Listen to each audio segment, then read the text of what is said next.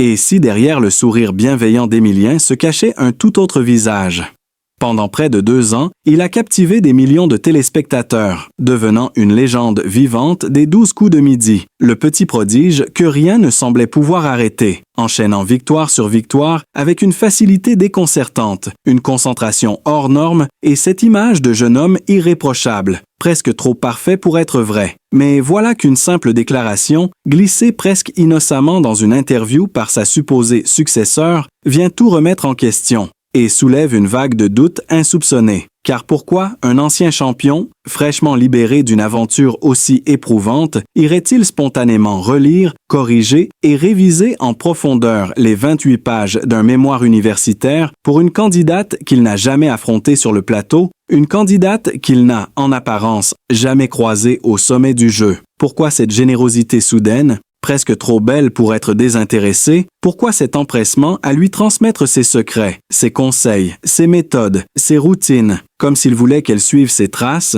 qu'elle prenne sa place ou qu'elle accomplisse ce que lui n'a peut-être pas pu terminer, alors que le public, lui, croyait qu'il avait tout réussi, absolument tout, jusqu'à ce que cette phrase de Louise vienne fissurer le vernis, une phrase banale en apparence, mais qui pourrait tout changer, tout dévoiler, car derrière chaque grand champion se cache parfois une vérité bien plus complexe, bien plus humaine, et peut-être même bien plus obscure qu'on ne veut bien l'imaginer, alors accrochez-vous, car ce que vous allez découvrir pourrait bien bouleverser votre regard sur Émilien à jamais. Abonnez-vous maintenant pour ne rien manquer de ce qui suit. Et le plus troublant dans cette histoire, ce n'est pas la gentillesse d'Émilien, ni même sa proximité inattendue avec Louise, mais bien ce qu'elle ne dit pas, ce qu'elle évite soigneusement de nommer, comme si un accord tacite les liait. Un pacte silencieux forgé dans les coulisses d'un jeu où tout semble pourtant se jouer à la lumière des projecteurs. Car comment expliquer autrement l'intensité de leurs échanges, cette confiance aveugle qu'elle lui accorde sans jamais l'avoir défiée sur le plateau, cette relation presque intime, nouée dans l'ombre, loin des caméras, loin des règles du jeu, une relation qui semble avoir débuté bien avant son apparition à l'écran, peut-être même bien avant l'élimination d'Émilien. Et cette chronologie trouble dérange.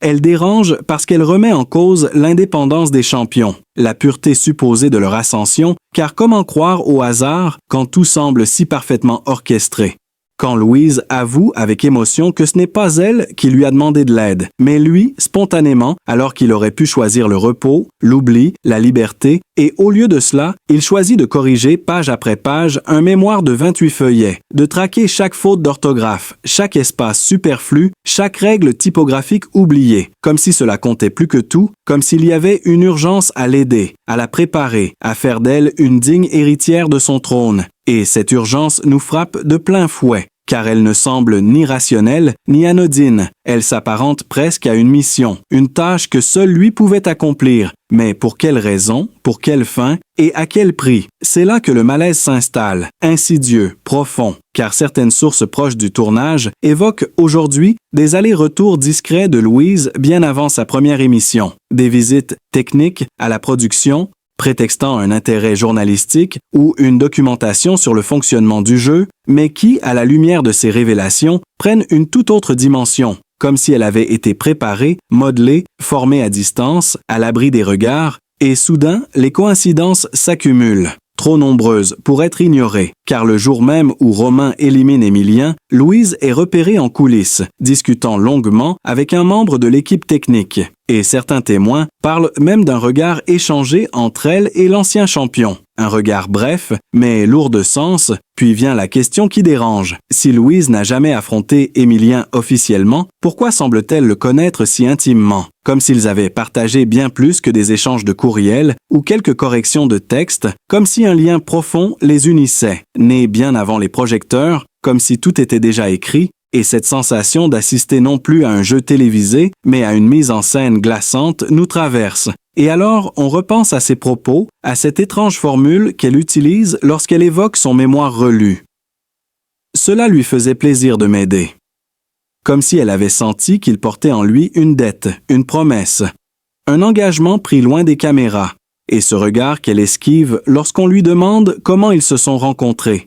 Ce silence qui s'étire, cette hésitation fugace avant de dire « je ne voulais pas l'embêter ». comme si elle savait qu'en révélant le vrai début de leur histoire, elle déclencherait une réaction en chaîne qu'elle ne pourrait plus contrôler. Et plus on creuse, plus les détails deviennent troublants, comme cette rumeur persistante selon laquelle Émilien aurait eu accès à certaines données de production en amont, pour mieux anticiper, mieux se préparer, un avantage discret mais décisif, que seul un esprit brillant et organisé comme le sien aurait pu exploiter sans jamais se faire prendre. Et si ce savoir, il l'avait ensuite transmis à Louise, sous couvert d'aide bienveillante, d'un soutien académique, alors que ce qu'il partageait réellement, c'était les clés de la victoire, les rouages invisibles, les failles du système, car après tout, qui mieux que lui, le plus grand maître de Midi, pouvait en comprendre les moindres mécanismes. Et soudain, cette image lisse et exemplaire d'Émilien commence à se fissurer, non pas parce qu'il aurait triché, mais parce qu'il aurait transmis son pouvoir à une autre, comme un héritage secret, comme si la fin de son règne n'était pas une défaite, mais une passation, soigneusement préparée, méthodiquement orchestrée. Et ce qui nous choque le plus, c'est peut-être cette idée qu'en aidant Louise, il n'a pas simplement corrigé un mémoire. Il a peut-être redessiné l'avenir du jeu, imposé sa marque au-delà de sa propre présence, comme une main invisible qui continue d'agir à travers elle. Et maintenant que le voile commence à se lever, que les détails s'imbriquent et que les gestes apparemment anodins prennent une signification bien plus profonde, on ne peut plus détourner le regard, ni prétendre que tout cela n'était qu'une coïncidence, car trop de zones d'ombre persistent, trop de silences deviennent assourdissants, et derrière chaque sourire, chaque regard complice, se cache peut-être une vérité bien plus dérangeante que tout ce que l'on avait imaginé jusqu'ici. Alors, si vous pensez que ce que vous venez de découvrir n'est qu'un début, si vous sentez au fond de vous que quelque chose de bien plus vaste se trame derrière les projecteurs du plateau, ne manquez pas la suite de cette enquête exclusive et abonnez-vous dès maintenant pour ne rien laisser vous échapper.